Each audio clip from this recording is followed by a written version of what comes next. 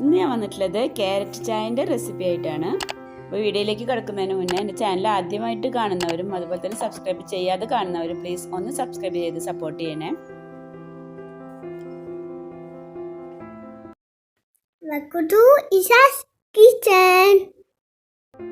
അപ്പോൾ ക്യാരറ്റ് ചായ ഉണ്ടാക്കാൻ വേണ്ടി ഞാനിവിടെ 4 ക്യാരറ്റ് എടുത്തിട്ടുണ്ട്, 1.5 കപ്പ് തേങ്ങ ചിരകിയത് എടുത്തിട്ടുണ്ട്, 5 ഏലക്കയും പിന്നെ കുറച്ച് പനഞ്ചക്കരയും.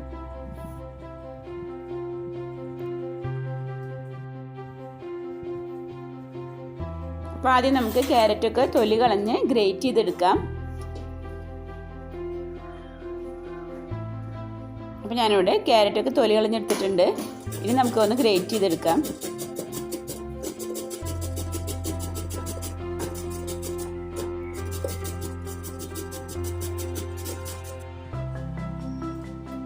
അപ്പോൾ നമ്മൾ ക്യാരറ്റൊക്കെ ഗ്രേറ്റ് ചെയ്തെടുത്തിട്ടുണ്ട്. ഇനി നമുക്കിതൊന്ന് മിക്സിയുടെ ജാറിലിട്ടൊന്ന് അരച്ചെടുക്കണം. അപ്പോൾ ക്യാരറ്റും തേങ്ങയും നമ്മളെടുത്തിട്ടുള്ള ഏലക്കയും കൂടി കുറച്ച് വെള്ളം ഒഴിച്ച് നമുക്കൊന്ന് അരച്ചെടുക്കാം.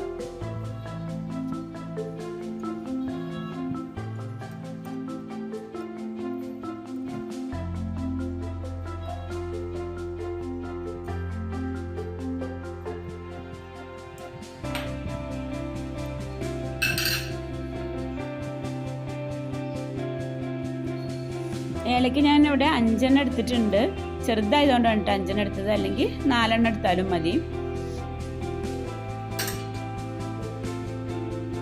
ഇതിലേക്ക് ഞാൻ ഇളം ചൂടുള്ള വെള്ളമാണ് ഒഴിച്ചു കൊടുക്കുന്നത്. അങ്ങനെ ആകുമ്പോൾ തേങ്ങയിലത്തെ പാലൊക്കെ നന്നായി കിട്ടാൻ വേണ്ടിയിട്ടാണ്.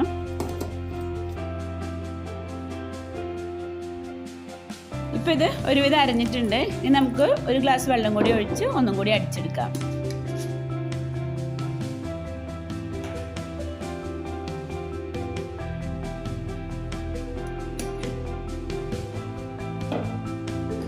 ഇനി നമുക്ക് നന്നായി ഒന്ന് അരിച്ചെടുക്കാം.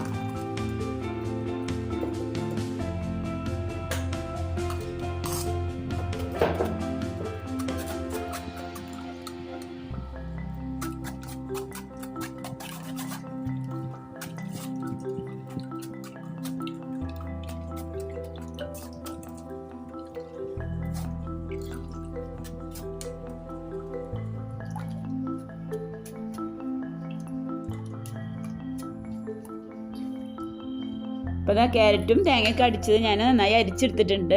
ഇനി അതിലേക്ക് കുറച്ചും കൂടി ഒരു ഗ്ലാസ് വെള്ളം കൂടി ഒഴിച്ച് ഞാൻ ഒന്നും കൂടി അരിച്ചെടുത്ത് ഇതിലേക്ക് ഒഴിച്ചു കൊടുക്കുന്നുണ്ട്. ചായക്ക് ആയതുകൊണ്ട് തന്നെ ഇത്ര കട്ടി ആവശ്യമില്ലല്ലോ, ആ ഒരു ചായയുടെ കട്ടിയിൽ നമുക്ക് ആവശ്യമില്ല. അപ്പോൾ ഒന്നും കൂടി ലൂസാക്കി എടുത്തതാണ്.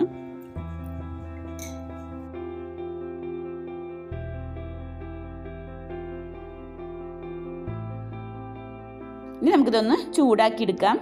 അപ്പം അതിന് വേണ്ടി ഒരു സോസ് പാൻ എടുത്തിട്ടുണ്ട്, അതിലേക്ക് അത് ഒഴിച്ചു കൊടുക്കുന്നുണ്ട്. പിന്നെ മധുരത്തിന് ആവശ്യമുള്ള പനഞ്ചക്കരയും ചേർത്ത് കൊടുക്കുന്നുണ്ട്.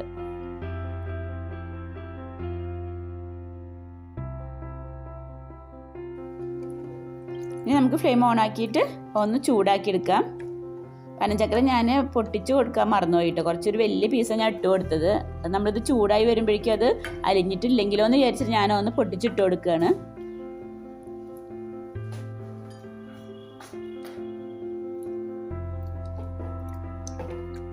തേങ്ങാപ്പാലായതുകൊണ്ട് തന്നെ അത് പിരിഞ്ഞു പോകാൻ ചാൻസ് ഉണ്ട്. അപ്പോൾ അതുകൊണ്ട് ഒരു മീഡിയം ഫ്ലെയിമിൽ വെച്ചൊന്ന് ഇളക്കി കൊടുക്കണം കേട്ടോ. നന്നായി ചൂടായ മാത്രം മതി കേട്ടോ, തിളപ്പിക്കരുത്.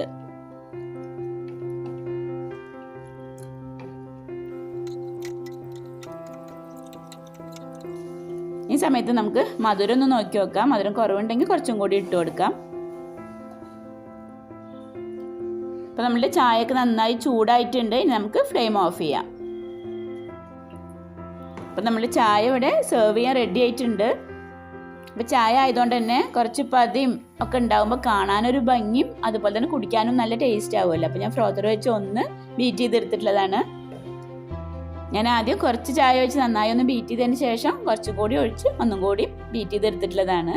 ഇങ്ങനെ ചെയ്യണമെന്ന് ഒരു നിർബന്ധമില്ല കേട്ടോ, പക്ഷെ കാണുമ്പോൾ ഒരു ഭംഗിയും കുടിക്കാനും ടേസ്റ്റ് ഉണ്ടാവില്ല, അതുകൊണ്ട് അങ്ങനെ ചെയ്തു എന്നേ ഉള്ളൂ. സാധാരണ നമ്മൾ ചായ ഉണ്ടാക്കി കഴിഞ്ഞാൽ ഒന്ന് ആറ്റി പതപ്പിക്കുന്ന പോലെ ഒന്ന് പതപ്പിച്ചെടുത്താലും മതി കേട്ടോ. പാലിന് അലർജി ഉള്ള കുട്ടികൾക്കൊക്കെ രാവിലെയും വൈകുന്നേരമൊക്കെ ഉണ്ടാക്കി കൊടുക്കാൻ പറ്റിയ നല്ല അടിപൊളി ഒരു ക്യാരറ്റ് ചായയാണിത്. ഈ ക്യാരറ്റ് ചായ ആ ഒരു ചൂടിൽ കുടിക്കുമ്പോഴാണ് കൂടുതൽ ടേസ്റ്റ്. ചൂടാറിയാലും ടേസ്റ്റാണ്, പക്ഷെ കൂടുതൽ ടേസ്റ്റ് ചൂടിൽ കുടിക്കുമ്പോഴാണ്. അപ്പോൾ ഈ ഒരു രീതിയിൽ ക്യാരറ്റ് ചായ ഉണ്ടാക്കാത്തവർ തീർച്ചയായിട്ടും ഒന്ന് ഉണ്ടാക്കി നോക്കണം കേട്ടോ. ഉണ്ടാക്കി നോക്കി നിങ്ങളുടെ അഭിപ്രായം കമൻറ്റ് ചെയ്യാൻ മറക്കരുത്. അപ്പോൾ ഇനി മറ്റൊരു വീഡിയോ ആയിട്ട് വരാം. Thank you. Razia's kitchen channel നിങ്ങൾ ആദ്യമായിട്ട് കാണുകയാണെങ്കിൽ ഒന്ന് സബ്സ്ക്രൈബ് ചെയ്യണേ. തൊട്ട് കാണുന്ന ബെല്ലൈക്കനും കൂടി ഒന്ന് ക്ലിക്ക് ചെയ്യുക. അപ്പം ഇനി അടുത്ത വീഡിയോയിൽ കാണാം. Thank you.